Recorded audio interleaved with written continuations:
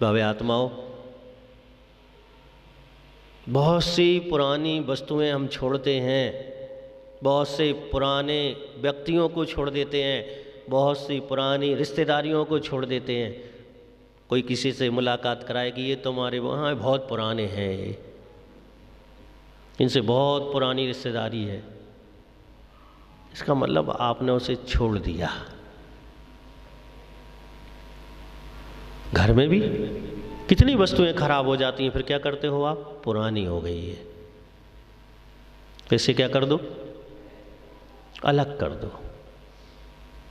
लेकिन कभी विचार नहीं किया कि ये दुर्भावनाएं कितनी पुरानी हैं, कब से, जिसका समय ही निश्चित नहीं है, तारीख ही नहीं है, जिसकी जन्म तिथि ही नहीं है, जिसकी जन्म तिथि नहीं है कि इस तारीख से शुरू हुई ये दुर्भावनाएं। जीव की जब तिथि नहीं है, कब से है, तो दुर्भावनाओं की तिथि कैसे हो सकती है? हम कह देते अनादि। ये अनादि जानते हो क्या है? अनादि का मतलब होता है बीता हुआ अनंत काल, जिसका कहीं से कोई प्रारंभ छोर नहीं है। और ऐसे अनंत काल से ये दुर्भावनाएं अंतस चेतना में प्रत्येक जीव के अंदर पल रही हैं, लेकिन आज तक नहीं समझा कि इतनी पुरानी ईर्षा मेरे अंदर लगी है, इतनी पुरानी निंदा का भाव मेरे अंदर लगा हुआ है, इतना पुराना अपशब्द बोलने का भाव हमारे अंदर है, इतनी पुरानी बुराई करने की भाव हमारे अंदर है। आज तक समझ में नहीं आया। वो इसलिए नहीं आया कि हमने इसे पुराना माना ही नहीं। और एक बार समझ में आ जाए कि ये इतना पुराना, ये दुर्भावनाएं हमें परेशान कर रही हैं, तो फिर जीवन में अपने आप ही पवित्र भावना बनना चालू हो जाएगी। मैं एक छोटा सा दृष्टांत दे रहा हूं कि दुर्भावनाएं कितना प्रभाव डालती हैं जीवन में। एक राज्य में राजा था, बहुत क्रूर राजा था। वो हिंसा, झूठ, चोरी, कुशील, परिग्रह, पांचों के पांचों पाप करता था। वो किसी को कुछ समझता ही नहीं था, इतना अहंकार था उसमें, इतना अहंकार था, किसी कुछ नहीं समझता था वो।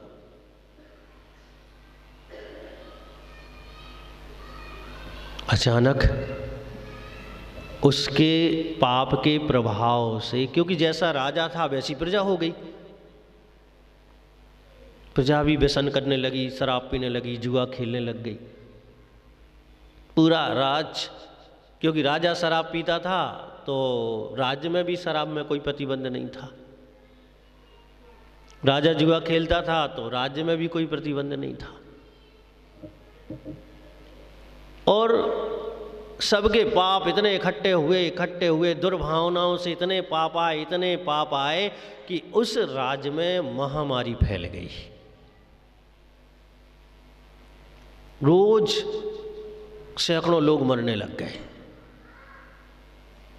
राजा घबरा गया कि अगर ऐसा चलता रहा तो धीरे धीरे राज्य ही समाप्त हो जाएगा। व्यवस्थाएं अस्त व्यस्त होने लग गई। उसने तंत्र करवाए, मंत्र करवाए, साधु संत बुलवाए, बहुत प्रयास किया, लेकिन वो महामारी थमने का नाम नहीं ले रही।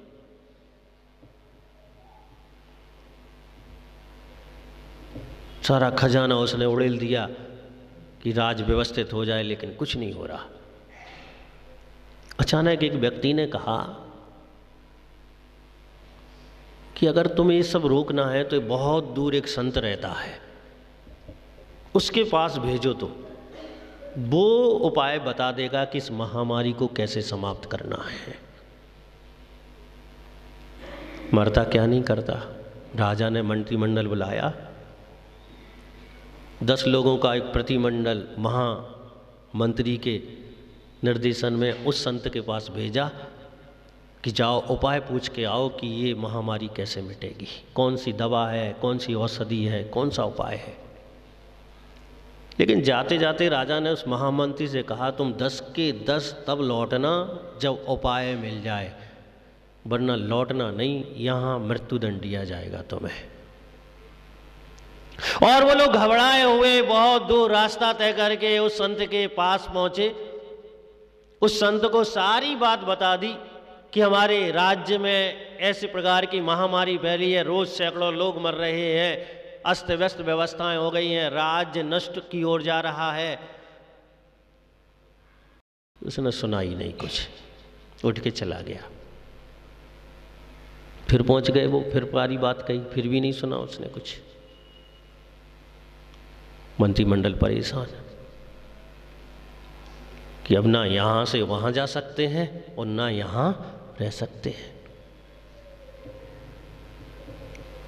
एक दिन सुबह सुबह वह संत बाहर निकला अपनी वसतिका से। उन 10 ने उनके पैर पकड़ लिए कि उपाय तो तुम्हें बताना पड़ेगा, वरना आज हम आपके पैर नहीं छुएंगे। सामने एक छोटा सा पौधा लगा हुआ था आम का, जो अभी 10-15 दिन पहले ही लगाया गया था, तो मुश्किल से 2-3-4 फुट का हुआ था। हरा भरा था, खाद पानी रोज दिया जाता था उसमें। उस संत ने उन 10 लोगों से कहा, मंत्री से कहा, ठीक है हम उपाय तुम्हें बताएंगे, जब ये पौधा सूख जाएगा तब तुम्हें उपाय बताएंगे। क्या सूख जाएगा? पौधा। लेकिन ध्यान रखना, मेरा माली बागवान रोज इसमें खाद भी देगा और पानी भी देगा। इसके बाद जिस दिन यह सूख जाएगा उसी दिन हम तुम्हें महामारी से मुक्त होने का उपाय बता देंगे।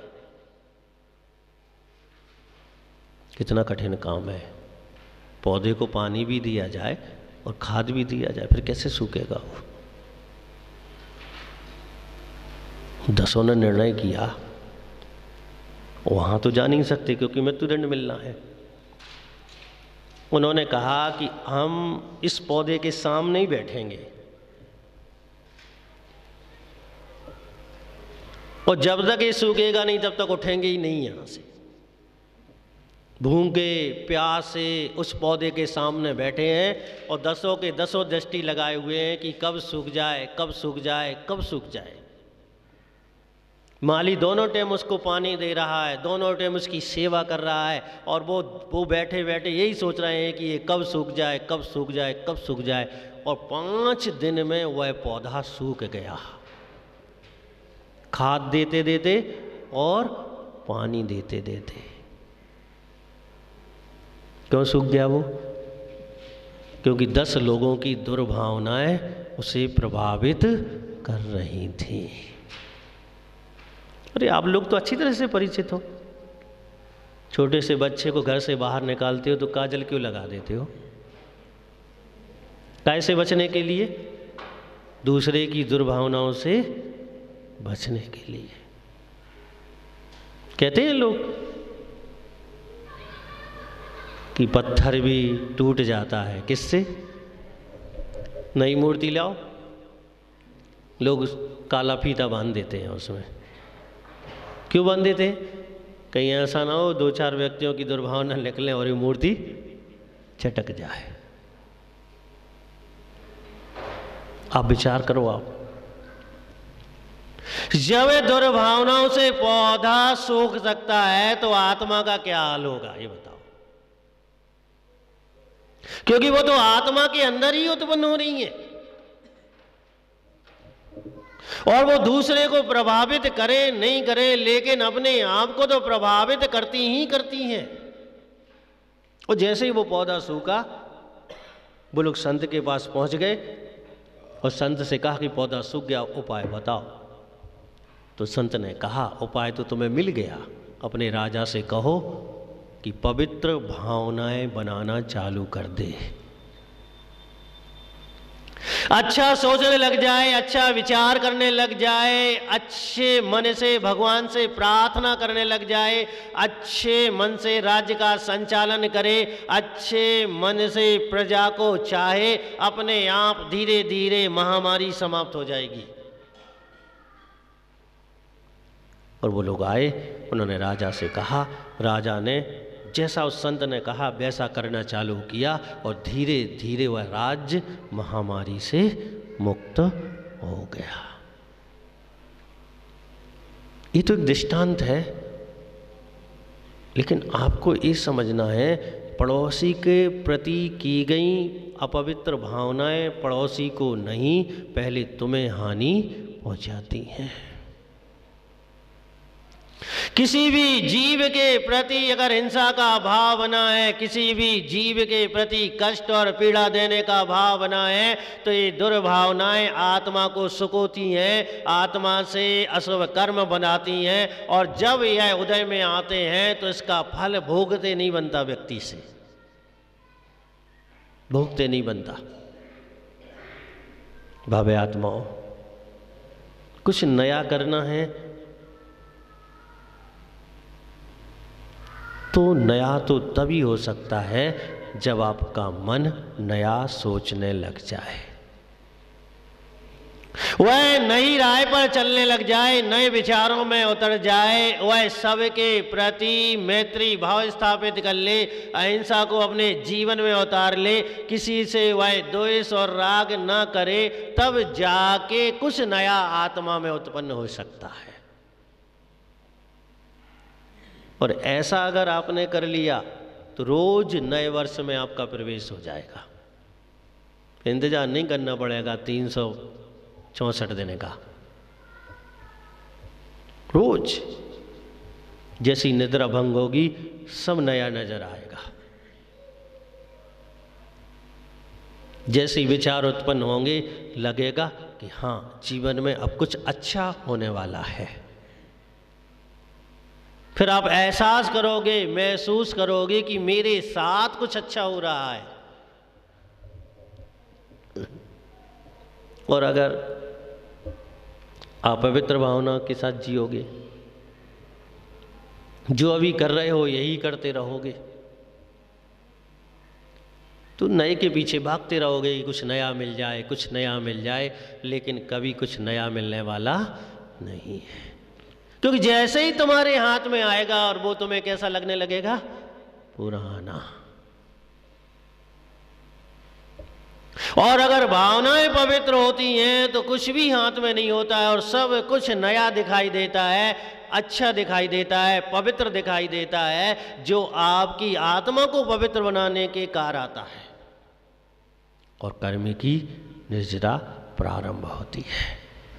बाबे आत्माओं, अभी 2 दिन हैं, वैसे आज का दिन भी है और कल का भी है। वो 2 दिन में तो बहुत कुछ कर सकते हैं। उन सौकौशल सुकुमाल आदि मुनिराजों के पास 2 या 3 दिन तो थे। मुनिराज ने कहा, अवधि ज्ञानी मुनिराज ने, कि भाई 3 दिन की आयु है, कर लो, कुछ कर सकते हो तो नया कर लो। उन्हें विचार किया कि नया क्या हो सकता है। सारी दुनिया पर दृष्टि डाली, उन्हें दुनिया में कुछ नया नजर नहीं आया। फिर उन्होंने उन्हीं मुनिराज को देखा, समझ में आ गया कि नया मतलब पवित्र भावना है। उन्होंने विचार किया, नए का मतलब है मन की पवित्रता, मन की निर्मलता, मन में क्या शोधन। उन्होंने ये विचार किया और तुरंत निर्गंत दीक्षा लेकर स्थान पर खड़े हो गए और केवल ज्ञान तक, कुछ भी होता रहा, चाहे उपसर्ग हुआ हो, चाहे श्रीनी ने खाया हो, चाहे शालिनी ने खाया हो, लेकिन पुराने में लौट कर नहीं आए, नए की ओर बढ़ते चले गए और नए को प्राप्त करके रहे और करके रहेंगे। ऐसी जगह पहुंच गए जहां या तो अब लौट के आगमन नहीं है, और होगा तो एक ही भाव में पुनः आगमन नहीं होगा। बड़े गांव वालों, ठंडी बहुत है, मान लिया हमने कि कितनी भी नहीं है कि आप घर से बाहर नहीं निकल सको। इसलिए कुछ नए को पाने के लिए पुराने कार्यों को 2 दिन के लिए थोड़ा सा विराम दे दो, और ऐसी कोशिश करो कि जो निमित्त आपको दिए जा रहे हैं, चाहे पूजन के हों, चाहे अभिषेक के हों, चाहे विधान के हों, वो बहुत बहुत अच्छे तरीके से नए नए परिणामों के साथ आपको कुछ अच्छा करने में निमित्त बन सकें। कल दोपहर में मूलाचार विधान होगा, ध्यान रखना, सबको बैठना है। पहली बार होगा आपके यहाँ ये विधान, अभी नाम ही नहीं सुना होगा तुमने। ये विधान मालूम है क्यों है? मूलाचार का मतलब होता है मुनिराजों के मूल गुण होते हैं, और आप इसलिए करोगे कि इस दुनिया में, इस ढाई द्वीप में जहाँ जहाँ भी मुनिराज हैं, उनके मूल गुण बहुत अच्छी तरीके से पालन हो, इस भावना के लिए। यानी लाखों, करोड़ों, अरबों, खरबों गिनती नहीं है उन मुनिराजों के प्रति आपकी शुभ भावना प्रेषित होगी। असंख्यात मुनियों के प्रति, जो हैं, जो हो गए हैं और जो होंगे, और जो हैं वो संख्यात हैं, उनके प्रति।